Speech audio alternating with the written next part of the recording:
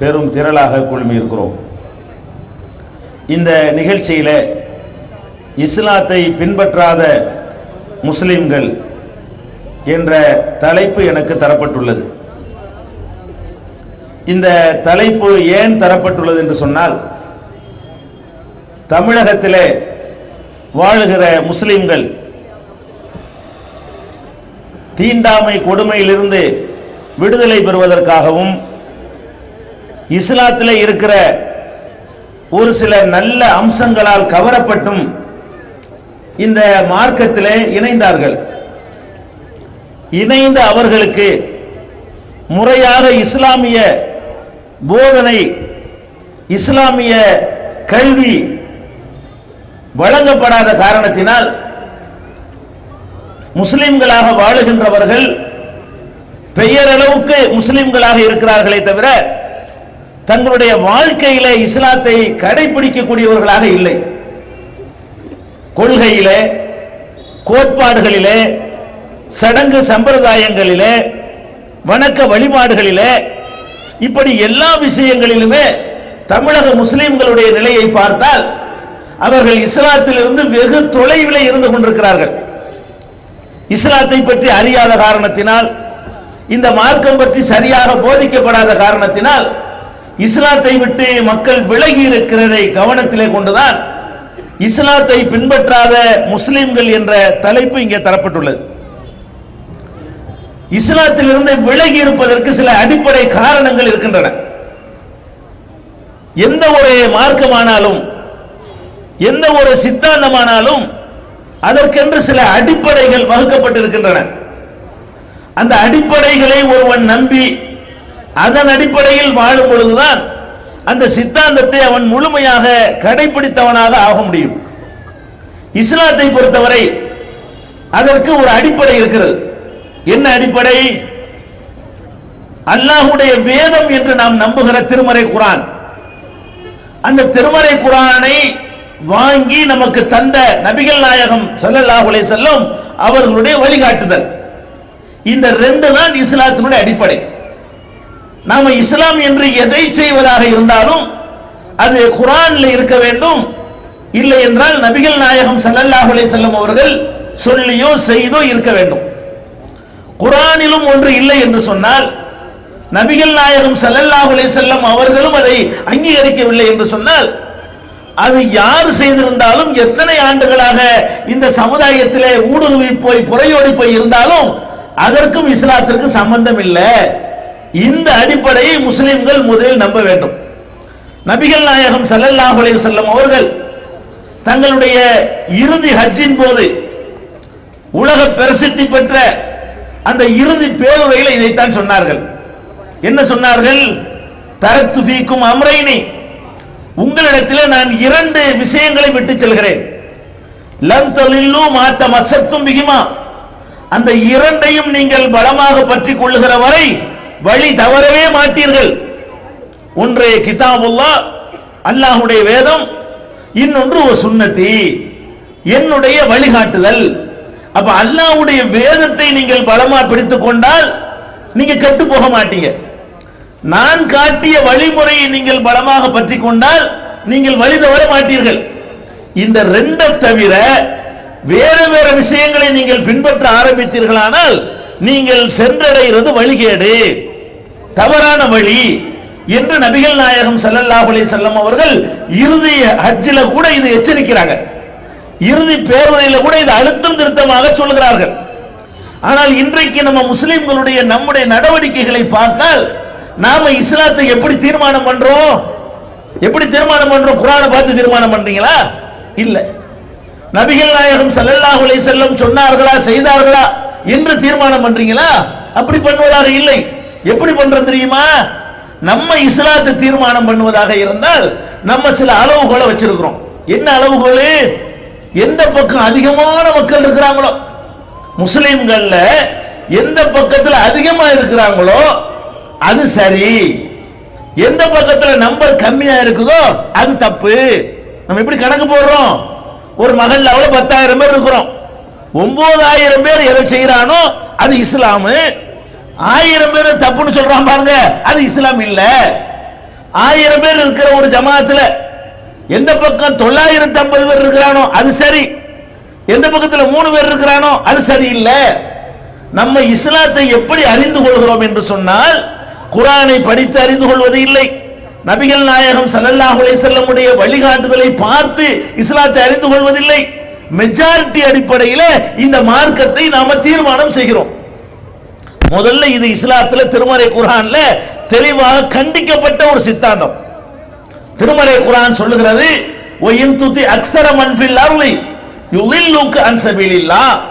முஹம்மதே, நபிகள் நாயகத்தை பார்த்து அல்லாஹ் குர்ஆன்ல சொல்லுகிறான், முஹம்மதே, இந்த பூமியில இருக்கிற மக்கள்ல பெரும்பான்மையை, மெஜாரிட்டியை நீங்கள் பின்பற்ற ஆரம்பித்தால் அல்லாஹ்வுடைய பாதையை விட்டு உங்களை வழி தவற செய்து விடுவார்கள்.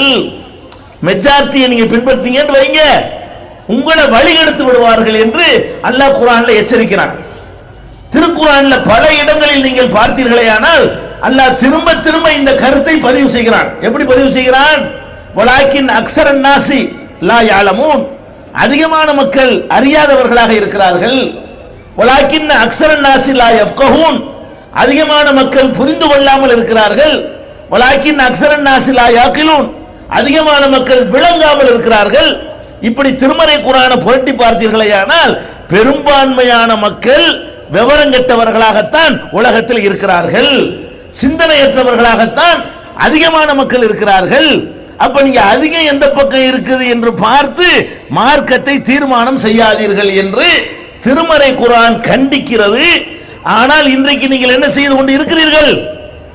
இஸ்லாம் என்று நீங்கள் செய்கிற பல காரியங்கள் இந்த மெஜாரிட்டி அடிப்படையில் தீர்மானிக்கப்பட்ட காரியங்கள் தான், பெரும்பான்மை அடிப்படையில் தீர்மானிக்கப்பட்ட காரியங்கள் தான். நீங்கள் செய்கிற இந்த காரியங்களுக்கு எந்த விதமான குர்ஆன் சான்றும் இல்லை, நபிகள் நாயகத்தினுடைய அங்கீகாரமும் இல்லை. ஆனால் மெஜாரிட்டி அடிப்படையில் மாத்திரம் தீர்மானிக்கிறீர்கள். இந்த மெஜாரிட்டி விஷயத்தை குர்ஆன் ஹதீஸ் ஆராய்ச்சி கூட தேவையில்லை. உலகத்தில் அல்லாஹ் நமக்கு கொடுத்திருக்கிற சாதாரண அறிவை கொண்டு சிந்திச்சு பார்த்தால் கூட இது தப்புன்னு விளங்கிக்கலாங்க. எப்படி விளங்குறது? உங்க மகள்ல அவ்வளவு 10,000 பேர் இருக்கிறான் வச்சுக்கிறீங்களேன், 1000 பேர் இருக்கான்னு வச்சுக்கிறீங்களேன். இந்த 1000 பேர்ல பள்ளிவாசல்ல போய் 5 நேரமும் தொழுகக்கூடியவன் அதிகமா, தொழுவாதவன் அதிகமான்னு பாருங்க, கணக்கெடுங்க. ஒரு மகள்ல அவ்வளவு 10,000 பேர் இருக்கிறான். 10,000 பேர் இருக்கிறவன் தொழுவன் தானே இருக்கிற பள்ளிவாசல் போதுமா? பத்தாது. இந்த 10,000 பேர் என்ன செய்யறான்? அதுல ஒரு 40 பேர் தான் பள்ளிவாசலுக்கு வர்றான். சுபுகுல போனோம்னா இமாமும் மோதினார் மட்டும் நிக்கிறார், கூட ஒரு 5 பேர் நிப்பாங்க. அப்ப 10,000 பேர் இருக்கிற ஒரு மஹல்லாவுல தொழுவுறவன் எவ்வளவு பேரு? 5 பேரு, இல்லைன்னா 50 பேரு, இல்லைன்னா 100 பேரு. மீதி 9,900 பேர் என்ன தொழுவல. இப்ப நம்ம ஓட்டெடுப்பு நடத்தி நிறைய பேர் தொழுகவில்லை, கொஞ்சம் பேர் தான் தொழுகிறாங்க, அதனால தொழுவாம இருக்கிறது சிறந்தது அப்படி முடிவெடுக்க இயலுமா? எது சிறந்ததுன்னு முடிவெடுக்கிறதா இருந்தா நம்ம எப்படி முடிவெடுக்கணும்? பள்ளிவாசல் போய் பார்க்கணும். பள்ளிவாசல் 3 சப்புக்கு 30 பேர் நிப்பாங்க. அப்புறம் சென்சஸ் எடுத்து பார்க்கணும் கணக்க. 30 பேர் பள்ளியில் இருக்கிறான், பள்ளிக்கு வெளியே 3000 பேர் இருக்கிறான். அப்ப 30 பெருசா 3000 பெருசா? 3000 பெருசு. அதனால தொழுவாமல் இருக்கிறது தான் நல்ல வழின்னு சொல்ல இயலுமா? சொல்ல இயல. அதே மாதிரி நீங்கள் இந்த முஸ்லிமுக்குள்ளே நான் சொல்றேன், முஸ்லிம் அல்லாத மக்கள் நான் சொல்லல, முஸ்லிம்களுக்கு உள்ளேயே தொழுபவர்கள் குறைவாக இருக்கிறார்கள், தொழாதவர்கள் அதிகமாக இருக்கிறார்கள். முஸ்லிம்களுக்கு உள்ளேயே சினிமா பார்க்கிறவன் ஜாஸ்தியா பார்க்காதவன் ஜாஸ்தியா கணக்கு எடுங்களேன். டிவிக்கு முன்னாடியோ சினிமா கொட்டைக்கு போயோ சினிமாவையும் சினிமா பாடல்களையும் பார்க்கிறவன் அதிகமா பார்க்காதவன் அதிகமா? பார்க்கிறவன் அதிகம், பார்க்காதவன் பைத்தியக்கார மாதிரி நினைப்பாங்க. சினிமா பார்க்கலையா, சினிமா பார்த்தது இல்லையா அப்படி கிண்டல் பண்ணுவாங்க. அப்ப சினிமா பார்க்காதவன் எடுத்துக்கிட்டீங்கன்னு சொன்னா 1000க்கு 10 தேருவான். சினிமா பார்க்கிறவன் 1000க்கு 990 தேருவான். இப்ப முடிவு பண்ணிடுவோமா? இஸ்லாத்துல சினிமா பார்க்கிறது ரொம்ப சிறந்த காரியம், அதிகமான மக்கள் பார்க்கிற காரணத்தினால் எல்லாரும் சினிமா பாருங்க முடிவெடுக்க இயலுமா? அப்ப மெஜாரிட்டியான மக்கள் எந்த பக்கம் போறாங்களோ அதெல்லாம் சரின்னு தீர்மானிக்கிறது இஸ்லாம் கிடையாது. தலையை எண்ணி பார்த்து தீர்மானிக்க முடியாது. என்ன தேர்தலா? யாரை தேர்ந்தெடுக்கிறது ஓட்டு பிரச்சனையா இது? அப்ப ஒரு சித்தாந்தம் சரியா தவறா, ஒரு கொள்கை சரியா தவறா என்பதை கண்டுபிடிக்கிறதுக்கு மெஜாரிட்டி அளவுகோல் கிடையாது. பெரும்பான்மை என்பது ஒரு காலத்திலும் அளவுகோலாக ஆகாது. அப்படி வேணாம். உலகத்தில் 600 கோடி மக்கள் வாழ்றான். இந்த 600 கோடி மக்கள்ல இஸ்லாத்தில் இருக்கிறவங்க எவ்வளவு பேரு? 150 கோடி பேர் இருக்கிறான். மீது 450 கோடி பேர் இஸ்லாத்தில் இல்ல. அதனால இஸ்லாம் சரியில்லை. இஸ்லாம் மைனாரிட்டி தானே. இஸ்லாம் 150, இஸ்லாம் அல்லாதது 450. அதனால இஸ்லாத்தை கலைச்சிருவோமா? மெஜாரிட்டி அடிப்படையில், மெஜாரிட்டி அடிப்படையில் ஓட்டெடுப்பு நடத்தி முஸ்லிம்கள் கம்மியா இருக்கு. இந்தியாவில் ஓட்டெடுப்பு நடத்த வேண்டியது. இந்தியாவில் 80 கோடி பேர் இஸ்லாம் இல்ல, 20 கோடி பேர் தான் இஸ்லாமா இருக்கிறாங்க. அதனால 80 கோடி பேர் போற வழிதான் சரின்னு மாத்திக்கிறோமா? நம்ம என்னங்கிற இது ஒரு அளவுகோலா? மெஜாரிட்டி என்பது ஒரு அளவுகோலான்னு கேட்கிறேன். அப்ப மெஜாரிட்டியான மக்கள் விவரம் இல்லாத மக்கள் ஜாஸ்தியா இருக்கிறார்கள். நமக்கு நல்லா தெரிகிறது. ஒரு சமுதாயத்தில் எடுத்துக்கிட்டீங்கன்னா ஒரு 4 பேர் தான் சைன் பண்ணுவான், 4 பேர் தான் பிரகாசிப்பான், 4 பேர் தான் நல்லா சிந்திப்பான், 4 பேர் தான் நல்லா ஆக்டிவா இருப்பான், 4 பேர் தான் எல்லாத்தையும் நல்லா புரிஞ்சுக்கிடுவான். அப்ப அதிகமான மக்கள் எங்கே இருக்கிறார்கள் என்று தலையை எண்ணி பார்த்து சத்தியத்தையும் அசத்தியத்தையும் தீர்மானித்த காரணத்தினால்தான் உங்களுக்கு முன் சென்ற சமுதாயம் வழிகட்டது. பல தெய்வ நம்பிக்கை ஏற்பட்டதற்கு காரணம் இதுதான். மூட நம்பிக்கை மறைந்ததற்கு காரணம் இதுதான். ஆன்மீகத்தின் பெயரால் மக்கள் சுரண்டப்படுவதற்கு காரணம் இதுதான். அதிகமான மக்கள் ஊரோடு ஒத்துப்போன்று சொல்லி செம்மறியாட்டு கூட்டங்களை போல மெஜாரிட்டி பக்கம் எப்போது மனிதன் ஓட ஆரம்பிக்கிறானோ அப்பவெல்லாம் தப்பு செய்கிறான், அப்பவெல்லாம் தடபுரல்கிறான், அப்பவெல்லாம் கொள்கைகளில் இருந்து சமரசம் செய்கிறான், விலை போகிறான். இதை நம்ம உலகத்தில் பார்த்து கொண்டிருக்கிறோம். இதை முஸ்லிம்கள் செய்யலாமா? எது ஒரு தப்பான அளவுகோலை வைத்து பல தெய்வ நம்பிக்கைகள் இந்த உலகத்தில் உருவாக்கப்பட்டுச்சோ அதை ஒரு முஸ்லிம் அளவுகோலாக கொண்டு தலையை எண்ணிக்கொண்டு தீர்மானிக்கலாமா? இன்றைக்கு இந்த சமுதாயத்தில் நீங்கள் எடுத்துக்கொள்ளுங்கள். மௌலிது ஓதுகிறார்கள், பாத்தியா ஓதுகிறார்கள். ஒரு மனுஷன் மூத்தா இறந்து விட்டான் என்று சொன்னால் அவனுக்கு சில சடங்குகள் செய்கிறாங்க முஸ்லிம்கள். 3ஆம் நாள் சடங்கு, 7ஆம் நாள் சடங்கு, 40வது நாள் சடங்கு, வருஷ சடங்கு என்றெல்லாம் ஒரு இறந்து போன வீட்டில் போய் என்னைய மாதிரி 4 வார்த்தைகளை மதத்தை படித்திருக்கிற மதகுருமார்கள் போய் உட்கார்ந்து கொண்டு சில மந்திரங்களை ஓதி அந்த மக்களிடமிருந்து சல்லி பணத்தை பறித்துக் கொண்டு மதத்தின் பெயரால் சுரண்டி கொண்டு வருகிறார்கள். இது நடக்குதா இல்லையா முஸ்லிம் சமுதாயத்தில்? இது என்ன ஆதாரத்தில் நடக்குது? குர்ஆன்ல இப்படி இருக்குதா? உங்களை யாராவது இறந்து விட்டால் 3ஆம் சடங்கு செய்யுங்கள், 7ஆம் சடங்கு 7ஆம் பாத்தியா ஓதுங்கள், 40ஆம் பாத்தியா ஓதுங்கள், வருஷ பாத்தியா ஓதுங்கள். குர்ஆன்ல இருக்கா? அல்லது நபிகள் நாயகம் ஸல்லல்லாஹு அலைஹி வஸல்லம் அவர்கள் யாராவது இறந்து விட்டார்களே ஆனால் அந்த வீட்டில் போய் 3ஆம் பாத்தியா ஓதுவார்கள், 7ஆம் பாத்தியா ஓதுவார்கள், ஓதாவிட்டால் கண்டிப்பார்கள், ஏன் என்னை கூப்பிடவில்லை என்று சொல்வார்கள், எனக்கு ஏன் காணிக்க தரலன்னு கேட்பார்கள். அப்படின்னு ஏதாவது நபிகள் நாயகத்தினுடைய வழிகாட்டுதல் இருக்குதா? இல்ல. குர்ஆன்ல இது இல்ல. நபிகள் நாயகம் ஸல்லல்லாஹு அலைஹி வஸல்லமுடைய வழிகாட்டுதல் இல்ல. நபிகள் நாயகம் ஸல்லல்லாஹு அலைஹி வஸல்லமுடைய மனைவி ஹதீஜா மரணித்தார்கள். அவங்களுக்காக நபிகள் நாயகம் ஓதுனாங்களா? அந்த மாதிரி 3 7 40ன்னு அவங்களுடைய மகன் இப்ராஹிம் மூத்தா போனாங்களா? அதுக்கு ஓதுனாங்களா? நபிகள் நாயகத்துடைய மகள் ருக்கையா, உம்மு குல்சூம் என்ற 2 பெண் குழந்தைகள் மகள்கள் நபிகள் நாயகம் வாழும்போது மூத்தா போனாங்களே, அவங்களுக்கெல்லாம் ஓதுனாங்களா? நபிகள் நாயகத்துடைய சிறிய தகப்பனார் ஹம்சா நபிகள் நாயகம் வாழும்போது இறந்து போனார, அவருக்காக வேண்டி இந்த 3ஆம் பாத்தியா ஓதுனாங்களா? அப்போ ஒரு மனிதன் இறந்து விட்டான் என்று சொன்னால் அவனுக்காக ஒரு பிரார்த்தனை, ஜனாசா தொழுகை என்ற பிரார்த்தனை செய்ய வேண்டும். அப்புறம் அவங்க நினைச்ச நேரத்தில் எல்லாம் அவருக்காக இறைவன்ட்ட பிரார்த்திக்க வேண்டும். பள்ளிவாசல்ல தொழுது விட்டு நம்ம அல்லாஹ்ட்ட கேட்க வேண்டும். இவ்வளவுதான் மார்க்கத்தில் இருக்கே தவிர இதை பிற சமயத்திலிருந்து காப்பி அடித்து திதி தவசம் என்று மற்றவர்கள் செய்வதை போல உணவு பதார்த்தங்களை வைத்துக் கொண்டு அதுக்கு படையல் செய்துவிட்டு இந்த மதகுருமார்கள் என்று ஏமாற்ற வருகிறார்களே அவங்களுக்கு வருமானத்திற்காக வேண்டி உண்டாக்குன இந்த சடங்கை எதன் அடிப்படையில் செய்கிறீர்கள்? ஊரெல்லாம் செய்து அதனால செய்கிறீர்கள். வேற ஒரு ஆதாரம் கிடையாது உங்கள்கிட்ட. இதுக்கு என்ன அடிப்படை? மெஜாரிட்டி. ஊர்ல எல்லாரும் செய்யறாங்கல்ல, அந்த தெருவில் செஞ்சாங்கல்ல, இந்த வீட்ல செஞ்சாங்கல்ல, இந்த அந்த வீட்லயும் செஞ்சாங்கல்ல, இந்த வீட்லயும் தானே செஞ்சாங்க. அப்ப நம்ம இந்த சடங்குகளை நாம் செய்வதற்கு என்ன அடிப்படைன்னு பாத்தீங்கன்னா குர்ஆன் அடிப்படை இல்ல, நபிகள் நாயகத்தினுடைய வழிகாட்டுதல் அடிப்படை இல்ல, வேற எது அடிப்படை? அதிகமான மக்கள் செய்கிறார்கள் என்பது அதுக்கு அடிப்படை. இப்படித்தான் நம்முடைய காரியங்கள் எல்லாம் போய் கொண்டிருக்கிறது. அதே மாதிரி தாயத்து போடுகிறீர்கள். ஒரு மனுஷனுக்கு நோய் வந்து விட்டால் உடனே ஒரு மத குருட்ட போறீங்க, அவர் என்ன செய்யறாரு?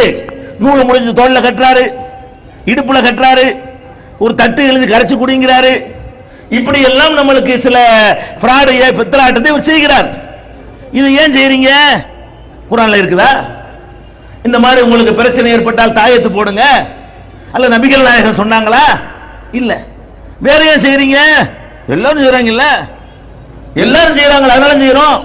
அப்ப ஊரெல்லாம் செய்கிறார்கள், அதிகமான மக்கள் செய்கிறார்கள் என்பதை தவிர இதுக்கெல்லாம் ஆதாரம் கிடையாது. நீங்க ஓதுகிற மௌலிதாகட்டும், நீங்கள் நடத்துகிற மீலாது விழாக்களாகட்டும், நீங்கள் நடத்துகிற பாத்தியாக்களாகட்டும், நீங்கள் நடத்துகிற ஒரு கல்யாணத்துக்கு போனா கூட என்ன செய்யறாங்கன்னு பாத்தீங்களா? ஒரு திருமணத்திற்கு போனீர்களேயானால் அந்த திருமணத்தை நடத்தி முடிப்பதற்குள்ள ஒரு 40 அல் ஃபாத்தியா சொல்றார் அஜர்த். மத குருவா இருக்கக்கூடியவர், இந்த மக்களை நல்வழிப்படுத்தக்கூடியவர், பகுத்தறிவான மார்க்கத்தை போதிக்க கடமைப்பட்ட மத குரு என்ன பண்றாரு? அந்த மாப்பிள்ளையிட்ட ஷேவிங் பண்ணுவாங்க. மாப்பிள்ளைக்கு, புது மாப்பிள்ளைக்கு ஷேவிங் பண்றதுக்கு ஒரு அல் ஃபாத்தியா வருவார், ஃபாத்தியா பாரு. அப்புறம் ஷேவ் பண்ணுவாங்க. அப்புறம் புதுசா ட்ரெஸ் எடுத்து மாட்டுவார் இல்லையா, அதுக்கு ஒரு அல் ஃபாத்தியா பாரு. அப்புறம் தலையில தொப்பி வைப்பாங்க அந்த மாப்பிள்ளைக்கு. தொப்பிக்கு இஸ்லாத்துக்கு சம்பந்தம் இல்லை, வச்சா வைக்கலாம் வைக்கலாம் இல்லை, அதுக்கு மார்க்கத்தில் ஒரு பெரிய ஒரு வலியுறுத்தப்பட்ட ஒரு காரியம் இல்லை. அந்த தொப்பியத்துக்கு வைப்பதற்கு என்ன செய்வாங்க? அல் ஃபாத்தியாம்பாங்க. அவரை எந்திரிச்சு வாசல்ல வந்து நிப்பாட்டி அதுக்கு ஒரு அல் ஃபாத்தியா. ஊர்வலம் விட்டு அல் ஃபாத்தியாம் பாரு. பொண்ணு விட்டு வாசல்ல நின்று அதுக்கு ஒரு அல் ஃபாத்தியாம் பாரு. அப்புறம் ஊர்ல உள்ள ஒரு தர்காவை கடக்கும்போது அல் ஃபாத்தியாம் பாரு. பள்ளியாசல்ல வச்சு ஒரு அல் ஃபாத்தியா, பந்தக்கால் ஊண்டுனா அதுக்கு ஒரு அல் ஃபாத்தியா, சட்டியத்துக்கு அடுப்புல வச்சு அதுக்கு ஒரு அல் ஃபாத்தியா, சட்டி இறக்குனா அதுக்கு ஒரு அல் ஃபாத்தியா. இப்படி ஒரு கல்யாணத்துக்கு முன்னால ஒரு 40 அல் ஃபாத்தியா போடுறாரு யாரு? மதகுரு. இது ஏன் செய்றீங்க? இது எந்த குர்ஆன்ல இப்படி இருக்குது? இல்ல. எந்த நபிகள் நாயகம் உங்களுக்கு இதை சொல்லி தந்தாங்க? சொல்லிலாம் தரல. வேற ஏன் செய்றீங்க? எல்லாம் செய்றாங்கல்ல, 4 பேர் செய்யும்போது நாங்கள் செய்யணும்ல. அவ்வளவு வேண்டியது இல்லைங்க. நீங்க திருமணத்துல டவுரி வாங்குறீங்களா? உங்க பகுதியில் கல்யாணம் நடக்கும் பொழுது பெண் வீட்டார்கிட்ட நீங்க வரதட்சணை வாங்குறீங்களா இல்லையா? வாங்குறீங்க. எப்படி வாங்குறீங்க? ரொக்கமா வாங்குறீங்க, நகையா வாங்குறீங்க, பொருளா வாங்குறீங்க, சீர்வரிசையா வாங்குறீங்க, பிறகு தவணையா கொஞ்சம் வாங்கிக்கிறீங்க, கடனா கொஞ்சம் வாங்கிக்கிறீங்க, கல்யாணத்துக்கு முந்தி கொஞ்சம் வாங்குறீங்க, சோறா வேற வாங்குறீங்க, கல்யாணத்துக்கு பிந்தி வேற வாங்குறீங்க. இப்படி ஒரு கல்யாணங்கிற பேரை வைத்துக் கொண்டு பல கட்டங்களில் பெண் வீட்டார்ட்ட நீங்க கசக்கி பிழிகிறீர்கள். இவ்வளவு எப்படி பிழிகிறீங்க தெரியுமா? கள்ளத்தனமா செய்றீங்களா இதெல்லாம்? இந்த வரதட்சணை வாங்குறத அடுத்தவனுக்கு தெரியாம காதும் வச்ச மாதிரி பொண்ணு வீட்டுக்காரன் மாப்பிள்ளை வீட்டுக்காரன் மட்டும் இப்படி கொடுத்துக்கிறீங்களா?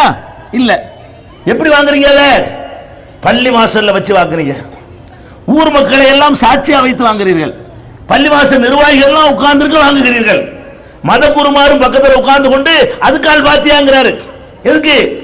பெண் வீட்டாரிடமிருந்து அந்த வரதட்சணையை வாங்கி மாப்பிள்ளை வீட்டாருக்கு கொடுக்குறாங்கல்ல, அதுக்கு ஒரு ஃபங்க்ஷனை வச்சு அந்த ஃபங்க்ஷன்ல ஹஜரத் உட்கார்ந்து கொண்டு அல் ஃபாத்தியாங்கிறார். அப்ப இவ்வளவு பெரிய அக்கிரமத்தை எப்படி செய்றீங்க? ஊரறிய உலகறிய விளம்பரப்படுத்தாத விளம்பரம் படுத்தி பகிரங்கப்படுத்தி வெளிப்படையா செய்கிறீர்கள். எல்லோரும் சேர்ந்து செய்கிறீர்கள். இது மார்க்கமா? பள்ளிவாசல்ல வைத்து இதை செய்கிறீர்கள். அப்ப இப்பதான் விளங்குது மெஜாரிட்டியில உள்ள அக்கிரமக்காரன் விளங்குதா?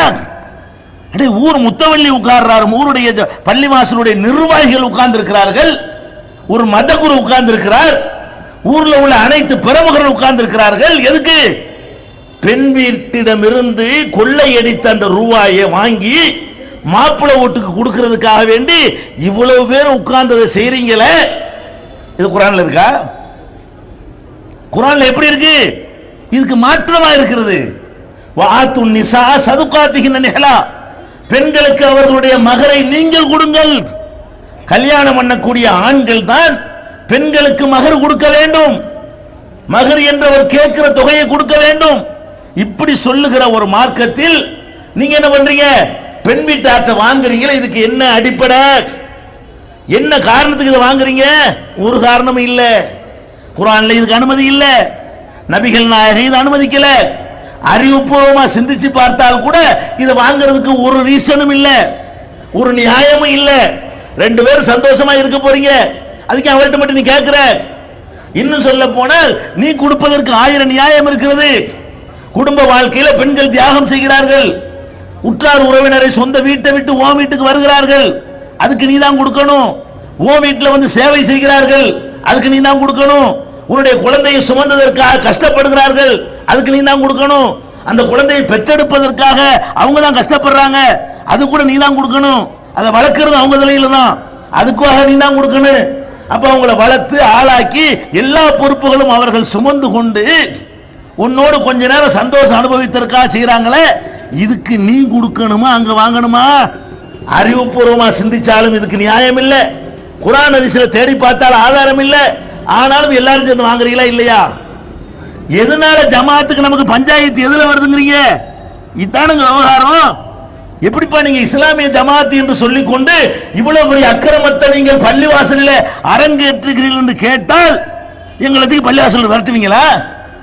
இந்த அநியாயத்தை செய்யாதீர்கள் என்று கேட்டால் பள்ளிவாசலுக்கு தொலை வரக்கூடாது தடுப்பீங்களா? பஞ்சாயத்து எங்க நடக்கிறது? இதான் விவகாரமே. அப்ப நம்ம இதுக்கு என்ன காரணம் நீங்க பார்த்தீர்களே, ஆனால் மெஜாரிட்டி தான் காரணம். எல்லாரும் வாங்குறவனா இருக்கிறான், அதனால நாங்கள் வாங்கணும். எல்லாரும் வாங்குறான்ல, 90 பேர் வாங்குறான்ல, இந்த 10 பேர் வாங்க வேணாம்னு சொன்னா அவன் ஒரு மாதிரியா கிறுக்கம் பைத்தியக்கார மாதிரி பார்க்கிறது.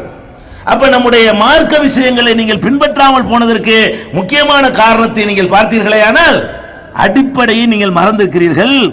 பெரும்பான்மை மக்கள் சொல்வது சரி என்பதை முதலில் மாற்றுங்கள். சரியான பாதை உடனே கண்ணுக்கு தெரியும். பெரும்பான்மை மக்கள் செய்வது சரி என்ற சிந்தனையிலிருந்து நீங்கள் விடுபட்டால், அல்லாஹ் சொல்லி இருக்கிறானா ரசூல் சொல்லி இருக்கிறார்களா என்ற சிந்தனையை நோக்கி வந்தால் உங்களுக்கு உண்மை பளிச்சென்று தெரியும். இஸ்லாத்தை பின்பற்றுகிற முஸ்லிம்களாக மாறுவீர்கள். அப்புறம் என்ன பண்றீங்க? நீங்கள் இன்னொரு அடிப்படையான தவறை செய்கிறீர்கள். அது என்ன தவறு தெரியுமா? மார்க்க அறிஞர்களுக்கு ஒரு தனி மகத்துவம் உங்கள்கிட்ட இருக்கிறது. உங்க உள்ளத்துல மௌலவிகள் இருக்கிறாங்கன்னு வைங்களேன், மத குருமா அவர் அஜர்த்து, அவர் 7 வருஷம் படிச்சவர், அவர் சொன்னா சரியா தான் இருக்கும் என்று உங்களுக்கு மத குருமார்கள் மீது உங்களுக்கு ஒரு பக்தி ஊட்டப்பட்டு இருக்கிறது. இந்த பக்தி இயற்கையாக வந்த பக்தி இல்லை, சின்ன வயசுல அப்படி ஊட்டினார்கள். உங்களுக்கு சின்ன பிள்ளையா இருக்கும் பொழுது என்ன செய்வாங்க? அஜர்த்துனா ஒரு பெரிய ஆளு, அவர் என்ன சொன்னாலும் கேட்கணும் என்று உங்களை மாதிரி ஒரு மனுஷனை என்னமோ ஒரு தெய்வீக அம்சம் பொருந்தியவரை போல உங்கள் உள்ளங்களிலே பதிய வைத்தார்கள். மத குருமார்கள் மீது உங்களுக்கு ஒரு பக்தி ஏற்பட்டது. அந்த பக்தியை காரணமாக வைத்துக் கொண்டுதான் அவங்க ஆட்டுறாங்க, நீங்க ஆடுறீங்க. எதை வச்சுக்கிட்டு நீங்க அநியாயம் பண்றீங்க? தொலை வர்றவனை நீங்க தடுக்கிறீங்களே, அடிக்கிறீங்களே, எதை விளங்கி கொண்டு அடித்தீர்கள்? ஒன்னும் உங்களுக்கு தெரியாது. அவர் அஜர்த்து மெம்பர்ல ஏறிக்கிட்டு அடிந்தாரு, அடிச்சீங்க. உசுப்பி விட்டாரு, நீங்க என்ன செய்யுங்க? உசுப்புனீங்க. அவர் ஆட்டி விட்டாரு, நீங்க ஆடுனீங்க. அப்ப நீங்கள் இந்த மத குருமார்கள் மீது உங்களுக்கு ஒரு குருட்டுத்தனமான பக்தி ஊட்டப்பட்டிருக்கிறது. அதிலிருந்து நீங்கள் விடுபட வேண்டும். மத குருமார்கள் என்றால் யார்? இஸ்லாத்தில் மத குருமார்களுக்கு என்று ஒரு மகத்துவம் இருக்குதா? மத குருமார்கள் தான் மகத்துவம் மிக்கவர்களா? மத குருமார்கள் தான் தெய்வீக அம்சம் பொருந்தியவர்களா? மத குருமார்கள் என்றால் அவங்க இஷ்டத்துக்கு சட்டத்தை தயாரிச்சு உங்களுக்கு தந்துட முடியுமா? மத குருமார்கள் என்றால் அவங்க உங்களுக்கு நினைச்ச காரியத்தெல்லாம் சாதிக்கக்கூடிய ஆற்றல் படைத்தவர்களா? இஸ்லாத்தில் அது கிடையாது. மத குருமார்கள் இருக்கிறாங்க, குர்ஆன்ல உள்ளதை அவங்க சொல்லலாம், அவ்வளவுதான் மத குருக்குள்ள அனுமதி. நபிகள் நாயகம் சொன்ன செய்திகளை உங்களுக்கு எடுத்து சொல்லலாம், இவ்வளவுதான் மத குருடைய வேலையை தவிர அவர் நினைச்சதை எல்லாம் கையில மடியில போட்டு சட்டங்களை தயாரித்து தரக்கூடிய அதிகாரம் அவருக்கு இருக்குதா? நீங்கள் இருக்குது என்று நினைக்கிறீர்கள். உங்களுடைய மத குரு உங்களுக்கு சொல்கிறார், நோன்பு வைக்க சொன்னால் வைக்கிறீர்கள், தொலை சொன்னால் தொழுகிறீர்கள். இன்னைக்கு தொழுவும் பாரு, உடனே தொழுவீங்க. இன்னைக்கு நோன்பு வையும் பாரு, இன்னைக்கு நோன்பு வைக்க சொல்ல நீ யாரான்னு கேட்க மாட்டீங்க, அஜர்த்து சொல்லிட்டார்ல அப்படின்னு சொல்லுவீங்க. மீலாதுல்லா கொண்டாடும் பாரு, கொண்டாடுவீங்க. மௌலிது ஓதும் பாரு, ஓதுறம்பீங்க. அப்ப அஜர்த்தாக இருக்கக்கூடியவர்கள் விரல ஆட்டு மாதிரி ஆட்டுவீங்க, ஆட்ட வேணாம் பாரு ஆட்ட வேணாம்பீங்க, தொப்புள்ள கையை கட்டு மாதிரி கட்டுவீங்க, கட்டாதானே கட்ட மாட்டேம்பீங்க. அப்ப நீங்கள் மத குருமார்கள் மீது ஒரு குருட்டுத்தனமான பக்தி வைத்திருக்கிறீர்கள். வேற வேற மார்க்கங்களில் எல்லாம் இதற்கு அனுமதி இருக்கலாம், மத குருமார்களுக்கு அதிகாரம் வழங்கப்பட்டிருக்கலாம். மத குருமார்கள் இஷ்டத்துக்கு எதை வேண்டாலும் சொல்லலாம் என்ற அதிகாரம் வேறு மார்க்கங்களில் இருக்கிறது. உங்கள் மார்க்கத்தில் இருக்கிறதா? இஸ்லாத்தில் இருக்கிறதா? நான் ஒரு மத குரு என்ற காரணத்திற்காக நான் எதை சொன்னால் நீங்கள் கேட்கலாமா? அந்த அதிகாரம் இஸ்லாத்தில் மத குருமார்களுக்கு இல்லை. மத குருமார்களுடைய வேலை என்ன? இப்படி குர்ஆனில் இருக்கிறது என்று எடுத்து சொல்லலாம், இப்படி நபிகள் நாயகம் சொன்னார்கள் என்று எடுத்து சொல்லலாம். இதை தவிர மத குருமார்களுக்கு ஒரு வேலையுமே இல்லை. திருமறை குர்ஆனில் அல்லாஹ் சொல்லி காட்டுகிறான், இத்தஹது அஹ்பாரஹும் வ ருஹ்பானஹும் அர்பாபம் மின் தூனில்லாஹ். இந்த முந்தைய யகூதிகளும் நசாராக்களும் தங்களுடைய மத குருமார்களை கடவுள்களாக ஆக்கிவிட்டார்கள். அல்லாஹ் குர்ஆன்ல கண்டிக்கிறான். மத குருமார்களை என்ன ஆக்கிட்டாங்க? கடவுள் ஆக்கிட்டாங்க. கடவுள் ஆக்கிட்டாங்கன்னு என்ன அர்த்தம்? அவர் எஸ்ண்டா இவங்களும் எஸ்ம்பாங்க, அவர் நோண்டா இவங்களும் நோன்னு சொல்லுவாங்க, அவர் கடமைண்டா இவங்களும் கடமைன்னு சொல்லுவாங்க, அவர் ஹராம்ண்டா இவங்களும் ஹராம்ன்றுவாங்க, அவர் ஹலால்ண்டா இவங்களும் ஹலாலும்பாங்க. இப்படி மதகுருமார்கள் எதை சொன்னாலும் நம்புவது என்று நீங்கள் நினைக்கிறீர்களே, அதுதான் உங்களுடைய இஸ்லாத்தை பின்பற்றாமல் இருப்பதற்குரிய மற்றொரு அடிப்படை காரணம். இப்ப நீங்க அந்த மதகுருமார்களை பத்தி கொஞ்சத்தை விளங்கிக் கொள்ள வேண்டும்.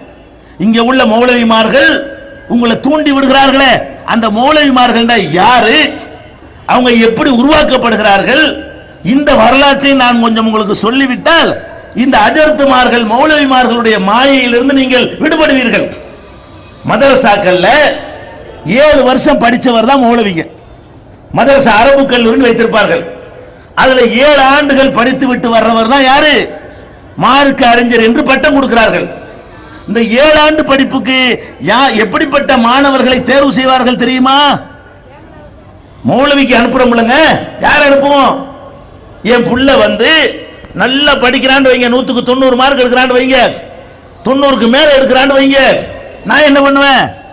அவனை உலக கல்வி படிக்க வச்சிருவேன். படிக்க போட்டும், அவனை டாக்டருக்கு அனுப்பு, இவனை என்ஜினியர் ஆக்கு, இவனை அப்படி ஆக்கு இப்படி ஆக்குன்னு அனுப்பிடுவேன். யாரை ஓதுறதுக்கு அனுப்புவோம் தெரியுமா? 5ஆம் கிளாஸ்ல 3 வருஷம், 6ஆம் கிளாஸ்ல 4 வருஷம், படிப்பே ஏறாதுல. உண்மையா இல்லை நான் சொல்வது? மதரசாக்கு நீங்க யாரை அனுப்பி இருக்கிறீங்க? நீங்க அனுப்புனீங்களா யாராச்சும் மதரசாவுக்கு? எப்ப அனுப்புவீங்க தெரியுமா? பள்ளிக்கூடத்துக்கும் போக மாட்டான், ஒழுங்கா மார்க்கும் வாங்க மாட்டான், நாளைக்கு வர்ற சண்டை இன்னைக்கு இழுத்துட்டு வருவான், இவனை படிக்க வைக்க கூடாதுன்னு சொல்லி என்ன செய்வாங்க? மதரசாவுக்கு அனுப்புறாங்க. அப்ப மதரசாவுக்கு என்று மார்க்க அறிஞர்கள் உலமாக்கள் சொல்ற மௌலவிமார்கள் இவங்களுக்கு இதற்கான குவாலிபிகேஷன் என்னன்னு சொன்னா முட்டாளா இருப்பது குவாலிபிகேஷன் ஃபர்ஸ்ட். ஏன் இந்த உலமாக்களுக்கு ஒண்ணு விளங்கலன்னு உங்களுக்கு புரியுதா? சரி, மதரசாவுக்கு அனுப்பிட்டாங்கல்ல, அங்க உள்ள அந்த 7 வருஷம் படிக்கிறான்ல, என்ன படிக்கிறான்னு நினைக்கிறீங்க? 7 வருஷ காலத்திலையும் உலகத்துல இல்லாத ஒரு அதிசயம், உங்களுக்கு எல்லாம் தெரியாத ஒரு அதிசயத்தை நான் சொல்லி தர்றேன். ஃபெயிலுங்கிறது கிடையாது மதரசாவில். அடே ஒரு அந்த 7 வருஷம் படிக்கிறான்ல, 7 வருஷம் தான் கணக்கு. ஒரு வருஷத்தை கடந்து விட்டால் ஆல் பாஸ். 10 பேர் படிச்சானா 10 பேரும் பாஸ். அடுத்த வருஷமும் 10 பேரும் பாஸ் தான், அடுத்த வருஷம் 10 பாஸ் தான். ஒரு ஆளை கூட ஃபெயில் ஆக்க மாட்டாங்க. அப்ப மௌலவின்னா நீங்க என்ன நினைச்சுக்க கூடாது? 7 வருஷம் பெரிய தாடியும் தலப்பாவும் ஜிப்பாயும் பார்த்துட்டு அப்படி கரை கண்டிருக்காரு நினைச்சிடாதீங்க. அது மாத்திரம் இல்ல, அவங்க வாட்டுக்கு மார்க் அடிப்படையில் கொள்கை அடிப்படையில் நம்மளோட சண்டைக்கு வரட்டும். இந்த தூண்டி விடுற வேலை பார்த்தாங்கன்னா நீங்க எல்லாம் யாரு என்ன படிச்சீங்க என்பது நானும் அதை படிச்சால் தானே எனக்கும் தெரியுமில்ல, அதெல்லாம் சொல்ல வேண்டிய நிலைக்கு தள்ளப்பட்டுருவோம். என்ன படிச்சு கொடுக்க தெரியுமா? மதரசாக்கள் இருந்தால் பேப்பர் படிக்கவே கூடாது, ஹராம். மதரசாவில் பேப்பர் படிக்க கூடாது. நாங்கள்லாம் ஓதுற காலத்தில் ஒரு டெய்லி பத்திரிகையோ ஒரு வார பத்திரிகையோ நாங்கள் படிக்கவே மாட்டோம், படிக்க முடியாது. சரி, பாடத்திட்டம் இருக்குல்ல, இப்ப போன வருஷத்து பாடத்திட்டம் இந்த வருஷம் மாத்தி போடுறாங்க. மார்க்க விஷயத்தை மாற்ற முடியாது, அட உலக விஷயத்தை மாத்தணுமா இல்லையா? சயின்ஸ் புஸ்தகம் நடத்தி கொடுப்பாங்க. எப்போ உள்ள தெரியுமா? 1000 வருஷத்துக்கு முந்தைய எழுதின புஸ்தகம், விஞ்ஞான புஸ்தகம். விஞ்ஞான புஸ்தகம்னு சொல்லி தஷ்ரீஹுல் அஃப்லாக்னு ஒரு புஸ்தகம் நடத்துவாங்க. இது 1000 வருஷத்துக்கு முந்தைய எழுதின புஸ்தகம். 1000 வருஷத்துக்கு முந்தி என்ன விஞ்ஞான அறிவு இருந்துச்சு? ஒரு இலவும் இல்லை. அவன் என்னமோ அரபில எவனோ ஒருத்தன் எழுதி வச்சதை வச்சுக்கிட்டு இன்னைக்கு மதரசாவில் பாடத்தில் நடத்துவாங்க. அதுல எப்படி இருக்கு தெரியுமா? சூரியன் இருக்கிறது, அது 4வது வானத்தில் ஒட்டி வைக்கப்பட்டிருக்கிறது. சந்திரன் சிரிக்கிறீர்கள், அதான் அந்த கிதாபில் இருக்குது. சந்திரன் இருக்கிறது, அது முதல் வானத்தில் பதித்து வைக்கப்பட்டிருக்கிறது. தலை ஆட்டி ஆட்டி காப்பாங்க. அட சூரியன் சுத்துது, சந்திரன் சுத்துது, கோள்கள் சுத்துது, எல்லாம் ஓடிக்கொண்டிருக்கிறது குர்ஆன் சொல்லுகிறது. இவங்க சயின்ஸ் புஸ்தகம் படிச்சு கொடுப்பாங்க. சூரியன் 4வது வானத்தில் இருக்கிறது, சந்திரன் 1வது வானத்தில் இருக்கிறதுன்னு சொல்லிட்டு இதுதான் விஞ்ஞானவங்களுக்கு. அந்த காலத்தில் நினைச்சிருக்காங்க 1000 வருஷத்துக்கு முந்தி. அதை எழுதி வைத்துக் கொண்டு படிச்சு ஊத ஆலிமா, ஊத அறிஞர், இதை அறிஞர். நான் கேட்கிறேன், இது ஒரு நாலேஜா? 20ஆம் நூற்றாண்டுல இப்படி சொல்லலாமா? அப்ப 20ஆம் நூற்றாண்டுல உட்கார்ந்து கொண்டு இன்னைக்கு மாத்தல, இன்னைக்கு வரைக்கும் மதரசாவில் என்ன புக்கு தான்? இந்த அற்புதமான சயின்ஸ் புக்கு தான். அது 1000 வருஷத்துக்கு முந்தி உள்ள நடத்திட்டு இருக்கிறாங்க. இதை படிச்சுட்டு தான் இவர் அஜர்த்துக்கு வர்றாரு. இவருக்கு என்ன தெரியும்? அதனாலதான் இன்னும் சொல்றேன் கேளுங்க. வெள்ளிக்கிழமை மக்கள் எல்லாம் கூட்டி வச்சுக்கொண்டு அரபியில் எழுதப்பட்டது புஸ்தகத்தை வாசிப்பாங்க. அவருக்கு அர்த்தம் தெரிஞ்சுன்னு வைங்க, அதை தூக்கி கலாசி இருப்பாரு. அவருக்கு அர்த்தம் தெரியாததுனால அரபியில் எப்படி வாசிப்பார்? எப்படி வாசிப்பார் தெரியுமா? அல்லாஹும்ம ஐயிது சுல்தான ஹாத ஜமான், யா அல்லாஹ். பள்ளியாசல்ல உட்கார்ந்து தொழுகையில இருந்து கொண்டு எல்லா மக்களையும் கூட்டி வெள்ளிக்கிழமை அஜரத்து துஆ செய்றாரு, பிரார்த்தனை பண்றாரு. எப்படி? அல்லாஹும்ம இறைவா ஐயிது சுல்தான ஹாத ஜமான், எங்களுடைய இந்த காலத்தில் ராஜா இருக்கிறாரே மன்னரா, அவருடைய ஆட்சியை நீ வலுப்படுத்துவாயாக. மன்மோகன் சிங் ஆட்சியை போன வருஷம் ஓதி இருந்த வாஜ்பாய் ஆட்சியை, அவர் தான் ராஜாவா இருந்தாரு இந்தியாவுக்கு. இவர் மெம்பர்ல உட்கார்ந்து அஜர்த்து படிக்கிறாரு. எப்படி படிக்கிறாரு?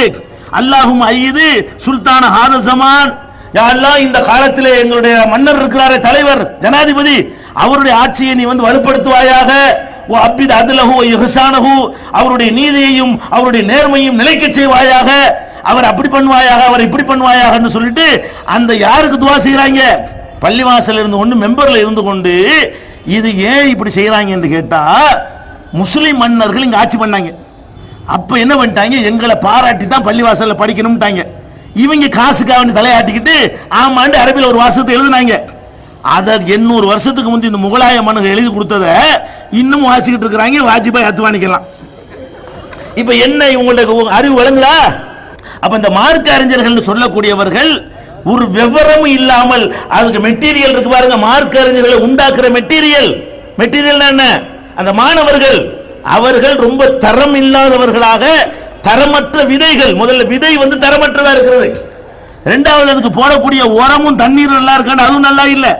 விதையும் தரமற்ற விதை, அதுக்கு ஊத்துற தண்ணீரும் தரமற்ற தண்ணீர், போடக்கூடிய வித உரமும் சரியில்லாத உரம். இதுல இருந்து உருவாகி வர்றாரு. உடம்பு தான் வளருதே தவிர வேற ஒண்ணுமே மூளை வளர்ற மாதிரியான மெசேஜ் அதுல ஒண்ணுமே கிடையாது. எந்த அளவுக்கு கேட்டா, தாலீமுல் முத்தாலிம் ஒரு புத்தகம் சொல்லி கொடுப்பாங்க, மாணவருடைய ஒழுங்குகள், மாணவருடைய ஒழுங்குகள் ஒரு புத்தகம். அந்த ஒழுங்குல என்ன வரும்னு கேட்டா, ஒரு பெரியார் பேரெல்லாம் போட்டிருப்பாங்க. ஒரு பெரியார் மாணவர்களுக்கு பாடம் நடத்தி கொண்டிருந்தார். எப்படி அந்த பக்தி ஊட்டுறாங்கன்னு பாருங்க. ஒரு பெரியார் என்ன பண்ணாரா, மாணவருக்கு பாடம் நடத்திக்கிட்டு இருந்தாராம். இந்த மாதிரி மாணவர்கள், நான் தான் பெரியார்னு வச்சுக்கிறேன், நான் வந்து உங்களுக்கு பாடம் நடத்திக்கிட்டு இருக்கிறேன், உட்கார்ந்து பாடம் நடத்திக்கிட்டு இருக்கிறேன். உட்கார்ந்து பாடம் நடத்திக்கிட்டு இருக்க பெரியார் என்ன, திடீர்னு எந்திரிச்சாராம். எந்திரிச்சு கொஞ்சம் நின்று மறுபடியும் உட்கார்ந்தாராம். அப்புறம் பாடம் நடத்தினாராம். மறுபடியும் கொஞ்சம் மறுபடியும் எந்திரிச்சாராம், இப்படி நின்றாராம். மறுபடியும் உட்கார்ந்து பாடம் நடத்தினாராம். இப்படியே செஞ்சுக்கிட்டு இருந்தாராம். எல்லாம் முடிஞ்ச உடனே மாணவர்கள் கேட்டாங்களா, உஸ்தாதே, ஆசிரியரே, உட்கார்ந்துட்டு தானே பாடம் நடத்திட்டு இருந்தீங்க, திடீர்னு ஏன் எந்திரிச்சிங்க அப்படின்னு கேட்டாங்களாம். அப்ப உஸ்தாது சொன்னாராம், யாரு ஆசிரியர் சொன்னாராம், இந்த எதிர்த்தாப்புல அந்த கிரவுண்ட்ல, ஃபுட்பால் கிரவுண்ட்ல ஒரு பையன் விளையாடுறான். அவன் வந்து என்னுடைய ஆசிரியருடைய மகன். அவன் அப்படி என் குறுக்க வருகிறான். அவன் ஆசிரியர் மகன் வர்ற காரணத்தினால் நான் எழுந்து நிற்கிறேன். அந்த பையன் பாலை தட்டிட்டு போய் விடுகிறான், நான் உட்கார்ந்து விடுகிறேன். மறுபடி பால் அடிச்சுட்டு இப்படி வர்றான், என் கண்ணில் அவன் தட்டுப்படுகிறான், அதுக்காக எந்திரிக்கிறேன். அவன் பால் அடிச்சுட்டு போய் விடுகிறான், நான் உட்கார்ந்து விடுகிறேன். உஸ்தாதுக்கு மரியாதை இப்படியா? அட உஸ்தாதுடைய பையன் பந்து அடிச்சான்னு சொன்னா அவனுக்கான எதிர்த்து நிக்கணுமா? என்ன சொல்ல வர்றாங்க? அந்த மாணவர்களுக்கு இப்படி விதைக்கிறார்கள். எப்படி? எங்களை மாதிரி பெரிய அஜர்த்துமார்கள் சொல்வதை கண்ணை முடிக்க நம்பணும். எங்க பிள்ளைகளுக்கு கூட நீங்க எந்திரிச்சு நிக்கணும். எங்க அந்த பிள்ளை என்ன பெரிய சாதனையா பண்றான், பந்து விளையாடுறான், என்ன பண்ணணும், இழுத்து ஏன்டா அர்த்தம் வாங்குறிய? இந்த மாதிரி வந்து நீ வந்து படிக்க வேண்டிய தலையில தட்டி கூட்டி இழுத்துட்டு வந்தா பரவாயில்ல.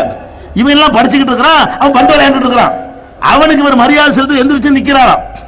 அப்ப இந்த மாதிரியான புஸ்தகங்களை தான் மதரசாக்கள்ல படிச்சு விட்டு 7 வருஷம் படிச்சுட்டு மூளை வீண்டு வெளியே வர்றாரு. விளங்குதா? குரானை படிச்சுட்டு வரல, ஹதீஸ படிச்சுட்டு வரல, கட்டுக்கதைகளையும் பொய்களையும் புழுகு முட்டைகளையும் படித்து விட்டு அவங்க என்ன பண்றாங்க? மார்க்க அறிஞர் என்ற பெயரில் வெளியே வருகிறார்கள். இதான் மார்க்க அறிஞர். இவங்க சொன்னதையெல்லாம் கேட்டு நீங்க தலையாட்டினா மறுமையில் வெற்றி பெற இயலுமா? நான் கேட்கிறேன், இந்த மார்க்க அறிஞரை எதுல உலக விஷயத்துல நம்ம கேர்ஃபுல்லா இருக்கிறீங்க? தொழுகை விஷயத்துல அஜர்த்து சொன்னா சரி, நோம்பு விஷயத்துல அஜர் சொன்னா சரி, ஜகாத் விஷயத்துல அஜர்த்து சொன்னா சரிங்கிறீங்களே, உங்க துன்யா விஷயத்துல அப்படி நடப்பீங்களா? அதுல ரொம்ப கரெக்டா இருக்கிறோம். உங்க கையில் ஒரு 10,000 ரூபாய் இருக்கு, 10,000 ரூபாய் கூட வேண்டிய 500 ரூபாய் வச்சுக்கிறோமே. உங்க கையில் 500 ரூபாய் இருக்குது. ஒரு பெரிய அசரத்து வர்றாரு, பெரிய தலப்பா, பெரிய சுப்பா, பெரிய தாடி, வந்து என்ன செய்யறாரு? 500 ரூபாய் கிழிச்சு கொடுக்குறாரு. கிழிச்சு போடுவீங்களா?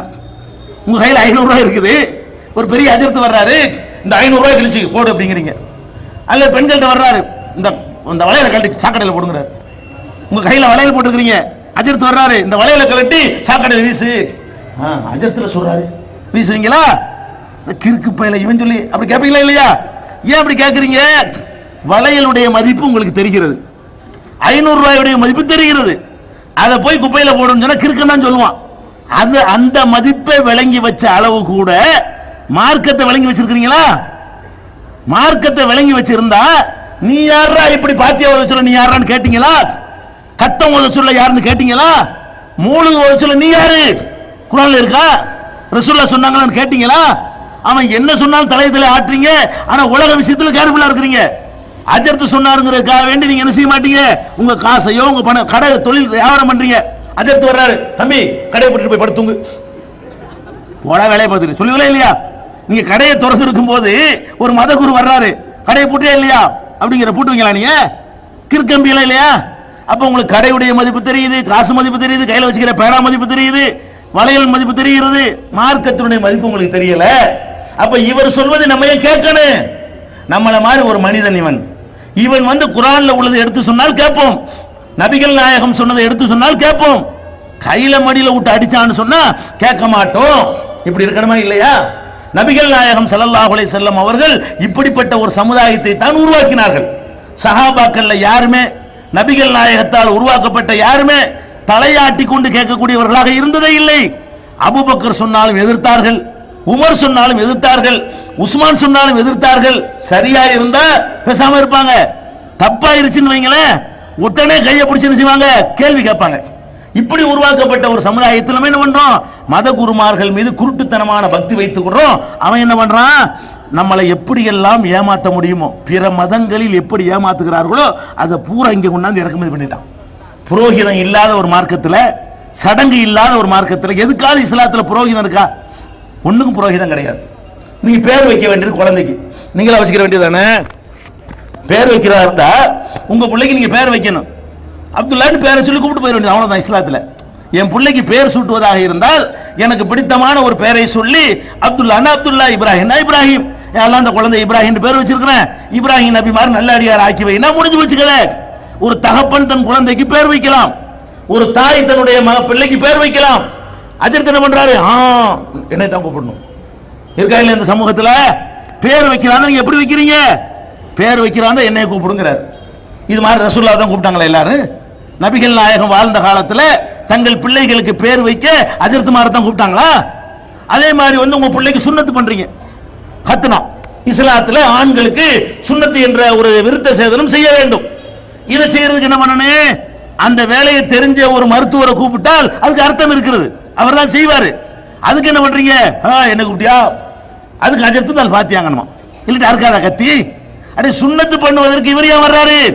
அப்ப நபிகள் நாயகம் ஸல்லல்லாஹு அலைஹி வஸல்லம் வாழ்ந்த காலத்தில் நபிகள் நாயகத்தை கூட்டிட்டு போய் தான் சுன்னத்து பண்ணாங்களா?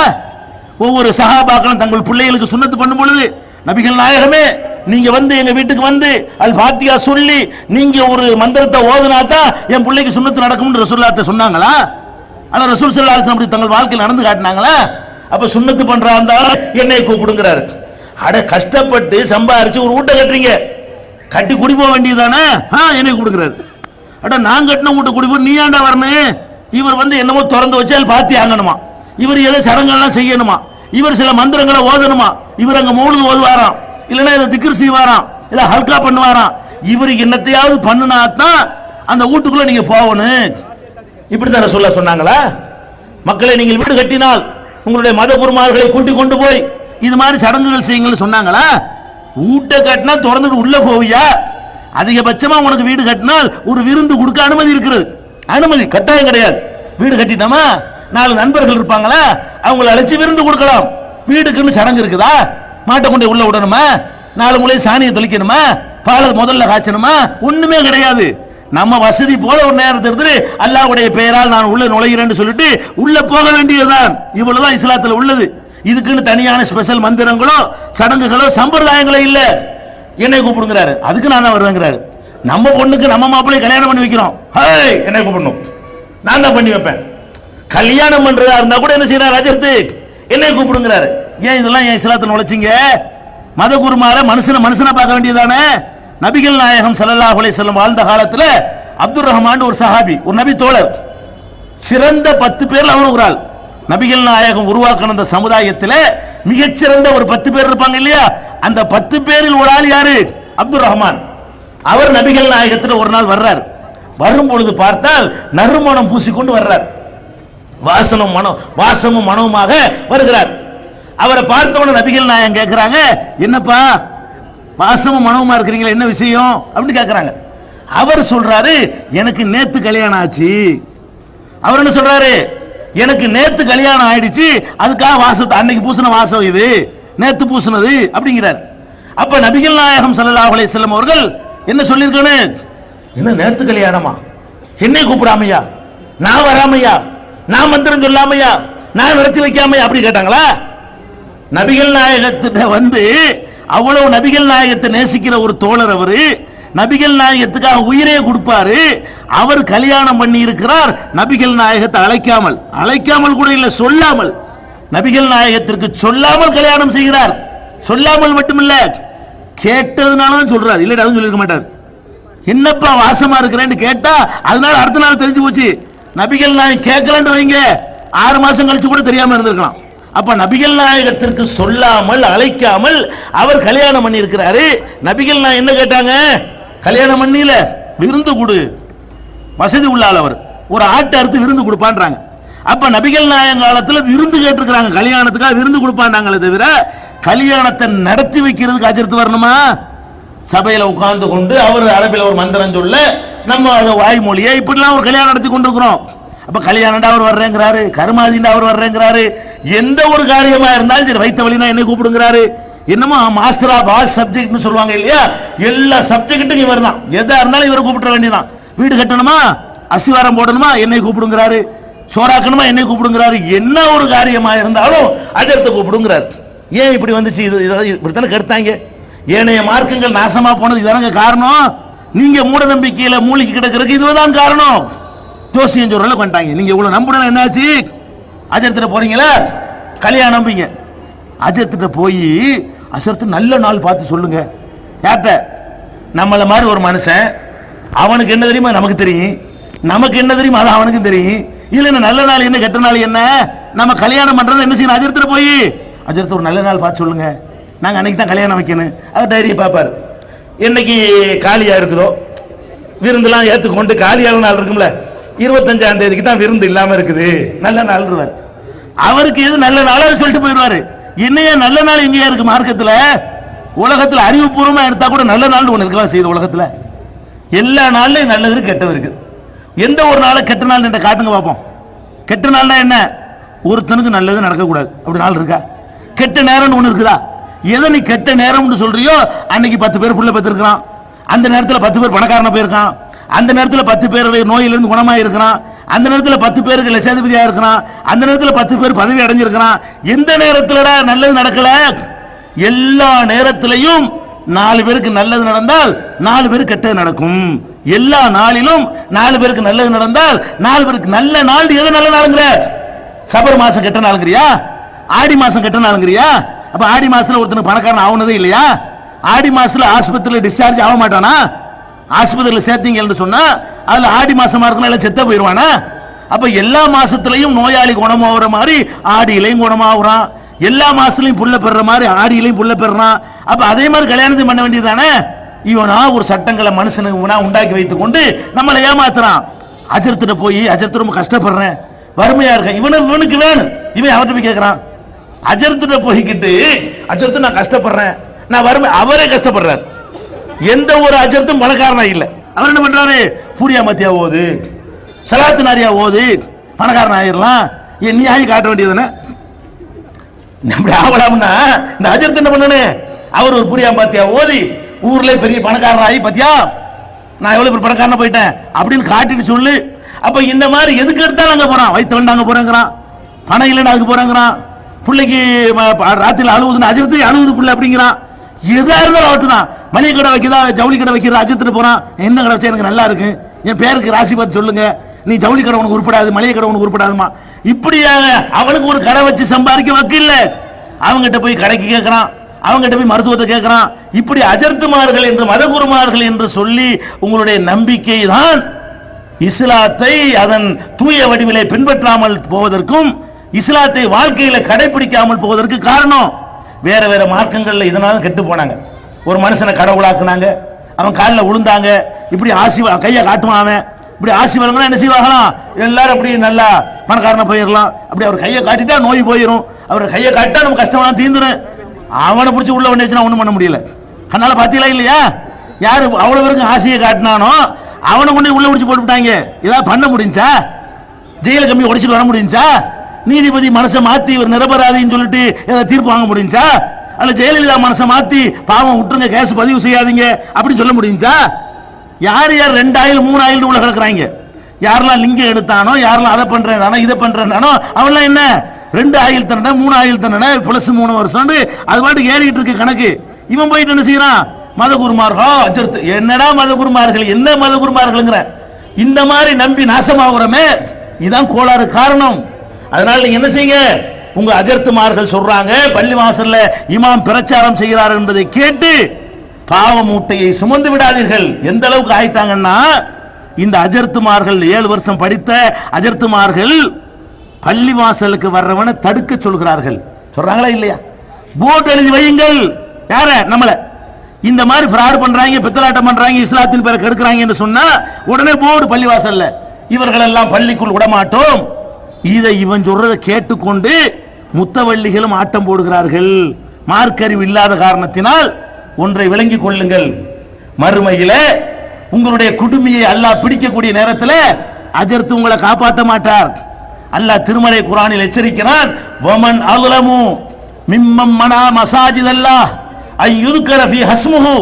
அல்லாஹ்வுடைய பள்ளியில் அல்லாஹ்வுடைய திருநாமத்தை கூறுவதை யார் தடுக்கிறானோ அவனை விட அநியாயக்காரன் யார்? அல்லாஹ் கேட்கிறான், அடே பள்ளி வாசல் ஏன் பள்ளி? முத்தவள்ளியுடைய பள்ளி அல்ல, ஜமாத்தார்கள் பள்ளி அல்ல, பள்ளி வாசலுக்கு சொந்தக்காரன் அல்லாஹ். அன்னல் மசாஜித் லில்லாஹ், பள்ளி வாசல் அனைத்தும் அல்லாஹ்வுக்கு சொந்தமானது. அல்லாஹ் கேட்கிறான், என்னுடைய பள்ளியில் என்னை வணங்க கூடாது என்று தடுக்கிறானே அவனை விட அநியாயக்காரன் யார்? இந்த அஜர்த்து சொல்றாரு, பள்ளி வாசலுக்கு வர்றவனை தடுங்கிறாரு. முத்தவள்ளி அதை கேட்டு ஆடுறாருன்னு சொன்னா இவரை விட அநியாயக்காரன் யார்? இந்த அநியாயத்திற்காக உன்னை அல்லாஹ் பிடிக்குவானே, அஜர்த்து உன்னை காப்பாற்றுவாரா? மார்க் அறிவு உனக்கு இருந்தா, இவன் ஒரு மனுஷன் விளங்கி இருந்தால் அவன் சொல்ல கேட்டு போர்டு வச்சு உன் மறுமையை பாராக்குவியா? அல்லாஹ் திருமறை குர்ஆன்ல 3 விஷயத்துக்கு போர் பிரகடனம் செய்கிறான். 3 காரியங்கள் செய்பவர்களுக்கு என்ன செய்யறான்? அடே உனக்கு எனக்கு சண்டைங்கிறான், வாடா என்னோட யுத்தத்துங்கிறான். அதுல ஒரு காரியம் என்ன தெரியுமா? அல்லாஹ்வுடைய பள்ளி வாசலிலே அல்லாஹ்வை தொழ தடுக்கிறானே அவனுக்கு எதிராக நான் வர்றேங்கிற அல்லாஹ் திருமறை குர்ஆன்ல சொல்றான். முதல்ல இறங்கின சூரா இருக்க சூரத்துல் அலக் 96வது அத்தியாயம், அதில் அல்லாஹ் சொல்கிறான், அரஐதல்லதி யன்ஹா அபதன் இதா ஸல்லா. தொழுகிற எனது அடியாரை தடுக்கிறானே, தொழுகிற அடியாரை தடுக்கிறானா? அவனை பார்த்தியா? அல்லாஹ் கேட்கிறான். கேட்டு சொல்றான், கல்லால இல்லம் என்தகி, இவன் இந்த போக்கிலிருந்து விலகி கொள்ளவில்லையானால், பள்ளி வாசலுக்கு வர்ற தடுக்கிறானே அதிலிருந்து விலகி கொள்ளவில்லையானால் லனஸ்ஃபாம் பின் நாசியா, அவன் குடுமிய நாம் பிடிப்பேன். எல்லாம் சொல்றான், பள்ளி வாசல்ல வர்றவனை தடுத்தா அதுக்கு பனிஷ்மெண்ட் யார்ட்ட? அதுக்கு பனிஷ்மெண்ட் யார்ட்ட? என்கிட்ட இருக்கு. லனஸ்ஃபாம் பின் நாசியா, அவன் குடுமியை நான் பிடிப்பேன். நாசியத்தின் காதிபத்தின் ஹாத்தியா, குற்றம் செய்து கொண்டிருக்கக்கூடிய, பொய் சொல்லி கொண்டிருக்கக்கூடிய இவனுடைய குடிமையை நான் பிடிப்பேன். ஃபல் யது நாதியா, அவன் சபையை அவன் கூட்டட்டும். சனது ஜபானியா, ஏன் சபையை நான் கூட்டுறேங்கிறான் அல்லாஹ். நரகத்தின் காவலர்களை ஜபானியாக்களை நான் கூப்பிடுகிறேன், கூட்டுறாவும் ஜமாத் உலமாவே, கூட்டுவோம் சபையை அப்படின்னு அல்லாஹ் என்ன செய்யறான்? இவங்களுக்கு எதிராக யுத்த பிரகடனம் செய்கிறான். அல்லாஹ் குடுமையை பிடிப்போன்னு சொல்றானே, அந்த காரியத்தையா நிர்வாகிகள் செய்கிறீர்கள்? அந்த காரியத்தையா இந்த அஜர்த்துமார்களுடைய பேச்சை கேட்டுக்கொண்டு அல்லாஹ்வுடைய பள்ளியை விட்டு தடுக்கிறீர்கள்? அல்லாஹ்வுடைய பள்ளிக்கு வர வேண்டாம் என்று சொல்கிறீர்களே, அதுக்கு அல்லாஹ் கொடுக்கிற பனிஷ்மெண்ட் என்ன? நான் பிடிப்பேன். நபிகள் நாயகம் ஸல்லல்லாஹு அலைஹி வஸல்லம் அவர்கள் மக்காவுல காபாவில் போய் தொழுகிறார்கள். தொழுகையில சஜிதாவில் இருக்கும் பொழுது ஒட்டகத்தினுடைய குடலை கொண்டு வந்து கழுத்தில் வைக்கிறார்கள். ஒட்டகத்தினுடைய குடல் அந்த சாணத்தோட நபிகள் நாயகத்துக்கு தலையை நிமித்த முடியல. கேள்விப்பட்ட மகள் பாத்திமா ஓடோடி வருகிறார்கள். அவங்களும் தந்தையுமாக சேர்ந்து அதை புரட்டி விட்டு நபிகள் நாயகம் எந்திரிக்கிறாங்க. இந்த ஒட்டக குடலை வைத்து பள்ளிவாசல தொழும் பொழுது ஒட்டக குடலை வைத்தார்களே, அவங்க எல்லாம் கைகொட்டி சிரிக்கிறார்கள். அபூஜஹல்ல இருந்து அபூல் அஹபுல உத்பாவுல இருந்து ஷைபாவுல இருந்து எல்லாம் என்ன செய்யறான், கைகொட்டி சிரிக்கிறார்கள். நபிகள் நாயகம் படக்கூடிய அந்த அவஸ்தையை பார்த்துவிட்டு நபிகள் நாயகம் என்ன சொன்னாங்க தெரியுமா? அல்லாஹும்ம அலைக பி அபீ ஜஹல், யா அல்லாஹ் இந்த அபூஜஹலை நீ பாத்துக்க, அலைக பி உத்பாவை நீ பாத்துக்க, அலைக பி ஷைபா அலைக ரபியா எல்லா பேரையும் சொன்னாங்க. இவனை எல்லாம் நீ பாத்துக்க அல்லாஹ், நான் ஒண்ணும் செய்யல அப்படின்றாங்க. அதுக்கு பிறகு அவங்க கைதான் ஓங்குனுச்சு. நபிகள் நாயகத்தை தடுக்கிறாங்க, கேலி செய்யறாங்க, ஒட்டக குடலை வைக்கிறாங்க. அதுக்கு பிறகு நபிகள் நாயகம் பிரார்த்தனை பண்றாங்க. ஒரு வருஷம் ஆச்சு, அவங்க கைதான் ஓங்குது. இன்னொரு வருஷம் ஆச்சு, அவங்க கைதான் ஓங்குது. இன்னொரு வருஷம் ஆச்சு, அவங்க கைதான் ஓங்குது. நபிகள் நாயகத்தை அடிக்கிறாங்க, விரட்டுறாங்க, சில ஆட்களை கொள்றாங்க, நாடு கடத்துறாங்க, அடிக்கு மேல அடி. அப்படி இருமாந்து போய் இருக்கிறாங்க. 10 வருஷம் நபிகள் அல்லாஹ்வுடைய இப்படி அப்படித்தான் நினைச்சிட்டு இருக்கிறாங்க. நம்ம போர்டு வச்சுட்டோமே, போர்டு வச்சு ஒன்னு ஆவலை நல்லா தானே இருக்கிறோம் நினைக்கிறாங்க. அல்லாஹ்வை பொறுத்த வரைக்கும் சனஸ்தத்ரிஜுஹும் மின் ஹைஸு லா யஅலமூன், மனுஷ மாதிரி பிடிக்க மாட்டான், அப்படி விட்டு பிடிப்பான். நம்ம தூண்டில் போட்டு மீன் பிடிக்கிறோம்ல, எப்படி பிடிப்போம்? அப்படி தூண்டில போடுவோம், மேல ஒரு மிதப்பு கட்டை இருக்கும், அந்த மீன் வசமா அதுல மாட்டணும்னே லேசா அந்த மிதப்பு கட்டை அப்படி கீழே இறங்கும். உடனே சுண்ணணும்னு வைங்க, மீன் கிடைக்காது, வசமா மாட்டாது. அது ஃபுல்லா போய் இந்த தூண்டில் போய் குற வலையில மாட்டணும். அது வரைக்கும் அப்படி விடுவோம் இல்லையா? அப்படி விட்டுட்டு ஒரு வெட்டு வெட்டினா என்னவாகும்? வசமா சிக்கிக்கிறோம். அல்லாஹ் சொல்றான் தன்னை பற்றி, நம்ம புடி அவசரமா பிடிக்கவே மாட்டேன், அரசு அன்று கொள்ளும் தெய்வம் நின்று கொள்ளும். எல்லா மக்களும் நம்புற ஒரு சித்தாந்தம் தான். அரசாங்கம் அன்னைக்கு அன்னைக்கு நடவடிக்கை எடுப்பான், தெய்வம் கடவுள் இருக்கான் பாருங்க, அப்படி நின்று நிதானித்து ஒரே போடுதான். ஒரு சுனாமி மாதிரி ஒரு சின்ன அடி தான், அதுல பிறண்டுவாங்க. அப்ப அந்த மாதிரி இருந்து என்ன நினைச்சான், நம்ம போர்டு வச்சோம் ஒன்னாவல, நபிகள் நாயகத்தை தடுத்த ஒன்னாவல, சாணியத்துக்கு எரிஞ்ச ஒன்னாவல, குடலத்துக்கு வச்ச ஒன்னாவல, நம்ம கை ஓங்கு நினைச்சுக்கிட்டு இருந்தான். இப்னு மஸ்ஊத் ரலியல்லாஹு அன்ஹு சொல்றாங்க, பத்ரு போர்க்களத்திலே நபிகள் நாயகம் ஸல்லல்லாஹு அலைஹி வஸல்லம் அவர்கள் யாரு பேரையெல்லாம் சொல்லி இறைவா நீ பார்த்துக்கொள் என்று சொன்னார்களோ அத்தனை பேரும் வேறற்ற மரங்களை போல வெட்டி வீழ்த்தப்பட்ட காட்சியை என் கண்ணால் கண்டேன். 10 வருஷம் எடுத்திருக்கான். நபிகள் நாயகம் செய்த துவாவுக்கு நிறுத்தி அடிப்பான் அல்லாஹ். உன்னால் பதில் அடி கொடுக்க முடியாத அளவுக்கு அடிப்பான். முத்தவள்ளிகளே, நிர்வாகிகளே, இந்த அஜர்த்துமார் சொல்லை கேட்டுக்கொண்டு அல்லாஹ்வுடைய பள்ளிக்கு வராதே என்று நீங்கள் போர்டு வைத்தால் அல்லாஹ்ட்ட நாங்க விட்டுட்டோம். புடிச்சா குடுமையை பிடிப்பேங்கிறான். அல்லாஹ்வுக்கு எதிராக உனக்கு யுத்தம் செய்ய நீ தயார் என்றால் செஞ்சு பார், அல்லாஹ் யார் என்பதை காட்டுவான். தூக்கி கடாசுங்கள், இந்த மௌலவிமார்கள் உங்களை காக்க வரமாட்டார்கள். நரகத்தில் அல்லாஹ் சொல்லி காட்டுகிறான். நபி யௌம துகல்லபு உஜூஹும் பின்னார், மறுமை நாளில் நாம் எல்லாம் அழிக்கப்பட்ட பிறகு திரும்ப அல்லாஹ் நம்மை உயிர்ப்பிப்பான். மொத்த உலக மக்களும் நிறுத்தப்படுவார்கள். அந்த விசாரணைக்கு பிறகு சிலருக்கு நரகம் என்று தீர்ப்பளிக்கப்படும். நரகத்தில் போய்கிட்டு அவன் சொல்லுவானா, முகத்தை நரகத்தில் போட்டு கருக்கும் போது அவன் சொல்லுவானா, யாழைத்தனா அதான் அல்லாஹ் அதான ரசூலா, அல்லாஹ் சொன்னதை கேட்காம போயிட்டோமே, அல்லாஹ்வுடைய தூதர் நபிகள் நாயகம் சொன்னதை கேட்காமல் போயிட்டோமே, இன்னா அதானா சாதத்தனா ஓ குபரானா, எங்களுடைய பெரியார்களுக்கும் எங்களுடைய மகான்களுக்கும் கட்டுப்பட்டோமே, எங்க அஜர்த்துமார் சொல்ல கேட்டோமே, எங்க மௌலானாக்கள் சொல்ல கேட்டோமே, எங்கள் செய்குமார்கள் சொல்ல கேட்டோமே, அலல்லுன சபீலா, எங்களை வழிகெடுத்து நாசமாக்கி கொண்டாந்து நரகத்தில் தள்ளிட்டாங்களே என்று அன்னைக்கு புலம்புவார்களாம். திருக்குர்ஆன் தமிழாக்கம் பி ஜைனுல் ஆப்தீன். தேவைப்படும் வசனங்களுக்கான தெளிவான விளக்கங்கள், அரபு கலை சொற்களுக்கான விளக்கங்கள், எந்த தலைப்பை பற்றிய வசனத்தையும் மிக எளிதாக தேடியெடுக்கும் வகையிலான விரிவான பொருள் அட்டவணை. நபிகள் நாயகம் ஸல்லல்லாஹு அலைஹி வஸல்லம் காலம் முதல் இன்று வரை குர்ஆன் பாதுகாக்கப்பட்ட வரலாறு, குர்ஆன் இறைவனின் வார்த்தைகள் என்பதற்கான அடுக்கடுக்கான சான்றுகள், இத்துடன் அழகிய வடிவமைப்பு, உயர்தரமான பைண்டிங், விலை ரூபாய் 200 மட்டுமே.